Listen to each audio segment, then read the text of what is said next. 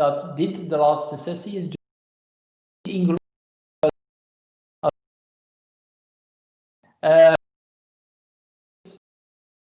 Ik ben coördinator van het netwerk en ik denk dat het een zeer interessante avond gaat worden met enerzijds Dirk Van Genechten, waar dat we juist hebben gezegd dat hij zichzelf gaat voorstellen, en anderzijds 2 casussen die we samen gaan bespreken met het multidisciplinair team.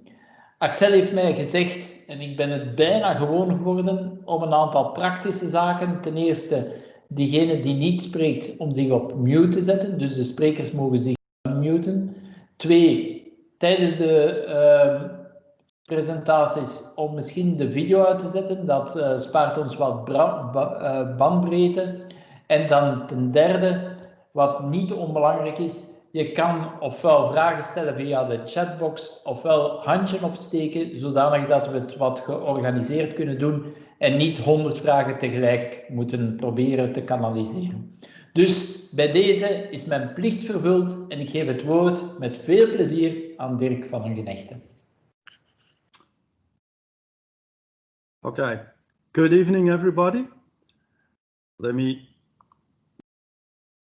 Everybody sees the presentation now, I think. Let me introduce myself. My name is Dirk Van Genechten. I'm 61 years old and I'm a NET patient since 2011, abdominal. I'm also the Vice President of NET and Men Kanker Belgium, which is the NET and the MEN association in Belgium. And I'm a board member of the International NET Cancer Alliance, better known as INCA. In there, I'm also a member of the Access Committee and a member of the Membership Committee. And about conflicts of interest, well, both NET and Men and INCA receive grants and sponsoring from pharmaceutical, including Ipsen, who is sponsoring this, but I have no direct conflicts of interest. Oops. The agenda, which I would like to talk to you about, is first of all the scan survey of INCA. Consequently, out of the scan comes awareness, and then the situation, how we patients look at it, of the situation in Belgium. First of all, SCAN. SCAN is an acronym for Survey of Challenges in Access to Diagnostics and Treatments for NET Patients. I'm so glad there are things like acronyms. Why? It's because we wanted to know which means to a correct diagnosis and possible treatments are available. I mean, affordable for people with NENs.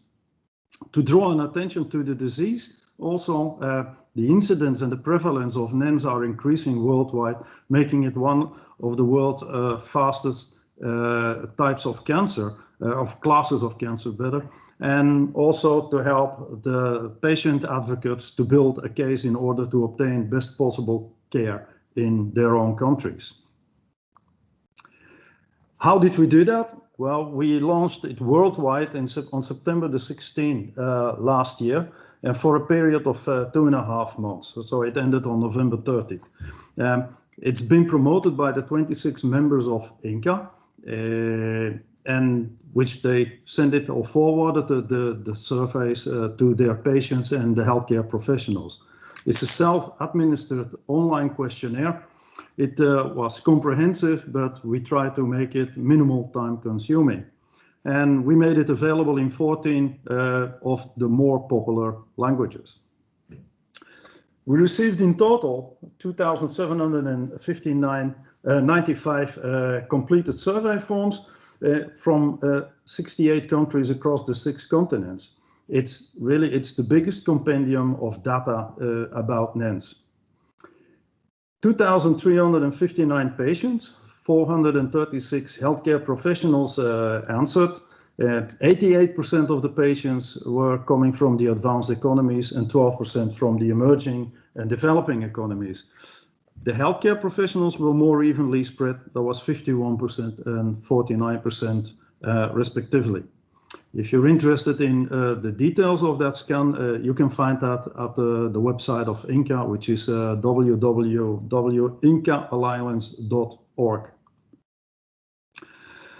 So one of the results, and don't worry, I'm not going through the whole report, but I want to focus on one of the most important conclusions of the survey, and that is late and/or misdiagnosis. This is still a big problem.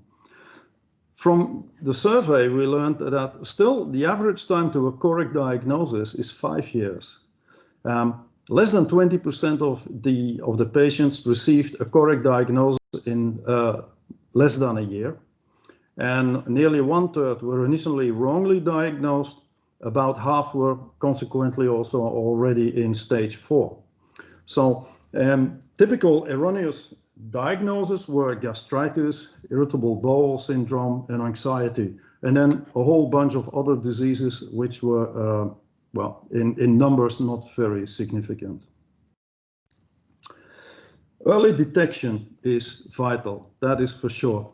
And based on the scan results, INCA will start a new project which is called About Awareness. We call it Scan 2, but it's not going to be a survey anymore. It's a way of how to approach healthcare professionals to get more awareness about NENs. NENs as an umbrella group are not that rare anymore, and NENs score relatively high in the ranking of the most common cancers.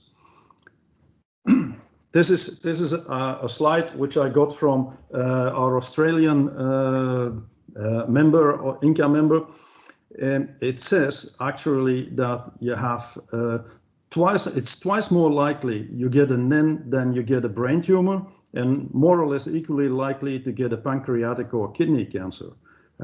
So that means it's not really that rare anymore.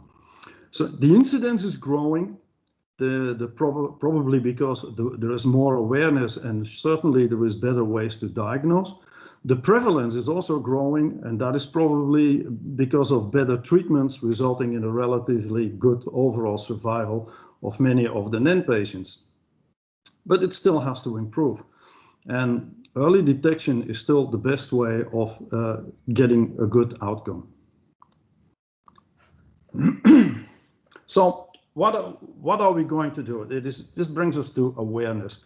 INCA is planning to approach 2 groups of healthcare professionals. First of all, the GPs, the family doctors, and the second levels, which we call are the specialists like the gastroenterologist, the oncologist, the pneumologist, endocrinologist, etc. Let it be clear, the GPs will have to be addressed with a short general information in order to make them think not only of horses when they hear hooves. They should consider it just might be a zebra. We cannot expect that NENs will be on top of the minds of the GPs. They have to deal with too many rare diseases. It will be hard to get their attention. So we are planning to do short bursts of information. For instance, at conferences, that may do the trick. For instance, INCA was invited at the WONCA conference in Abu Dhabi last month, but alas, it could have been a good tryout, but COVID spoiled also that. The specialists, however, we will need to address them with far more technical information, preferably also at conventions. A technical presentation about NENs will get their attention as it is directly related to their lines of specialism. I would like to show you the awareness infographic we made based on the scan results. There are several other infographics have been made about different topics. Let me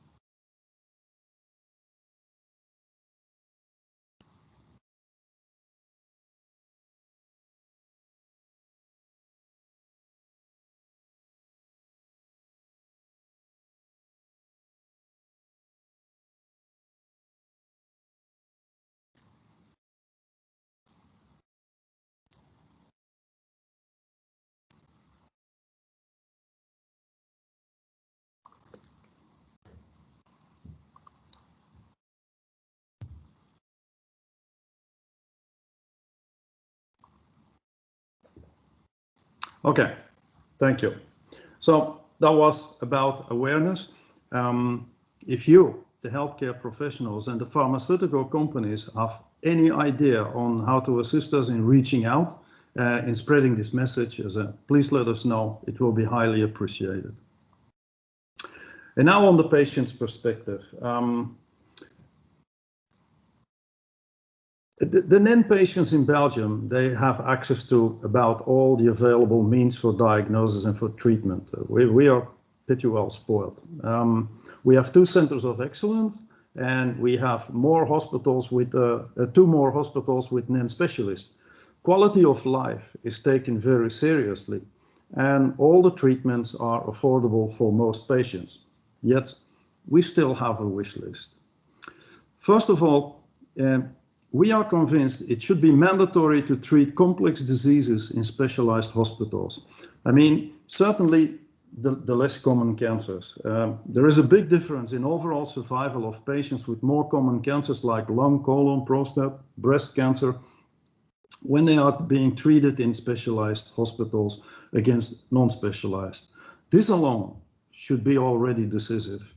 I know our government has been planning on this, but nothing concrete happened yet. And with COVID, I fear that the federal government will still be quite busy in the next coming months.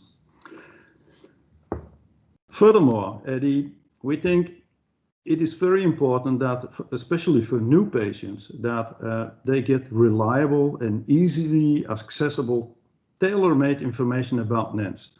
New patients should be able to find all relevant information about their own disease. Nothing more. For a starter, that will do.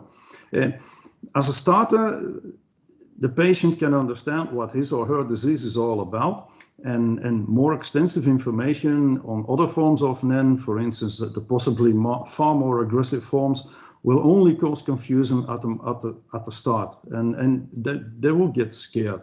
So if they want, they can find out later what this is all about, but as a startup, it should be just about their disease and not to worry any unnecessarily or more. And psychological support, it's the same for this. In most hospitals, it is available, but some patients do not know it or do not realize it, or they are maybe too shy to make use of it. Making it more accessible will benefit a certain number of patients. And then a NET nurse. Patients sometimes are still reluctant to contact their doctor. It should be a dedicated, knowledgeable, socially skilled and accessible person which they can contact when they have questions, when they have questions which they really do not want to bother the doctor for.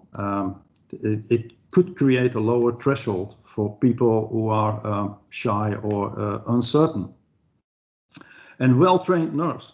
Well-trained nurses are necessary to correctly administer the injections. And injecting somatostatin analogs always require trained nurses.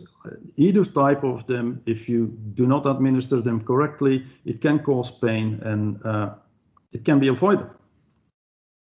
And last but not least, patient advocacy organizations. A patient advocacy organization can be useful to find comfort and information, to share experiences, to help each other with tips and tricks. I know not every patient needs this. Some do not want to be confronted with other patients. Some are scared to see their future. We understand this, but sometimes patients who do want to join, often the older ones who are not familiar with the internet, for instance, they do not find us. And we would be grateful if patients are informed about patient organizations when you talk to them. So, again, I would like to thank USA and NETwerk for the opportunity to discuss these points, and I thank you all for your attention. Thank you, Dirk. Are there questions? Ik denk dat er een vraag was van Willem, hoe dat we de huisartsen kunnen mee met het verhaal krijgen. Dirk? That was actually my question. I mean, no, we realize, we already discussed this already in the access committee of INCA. We realize it's not that easy. They have a lot of diseases, they have a lot of different cases to care. And I discussed it with my GP. The problem is the chances that you get a high grade of interest is low. So I once said it in the meeting. It says like the specialists, the second levels, we should approach with a hunting rifle, you know, one bullet and straight to the point, and the GPs with a shotgun. So a widespread shot and hope that something hits.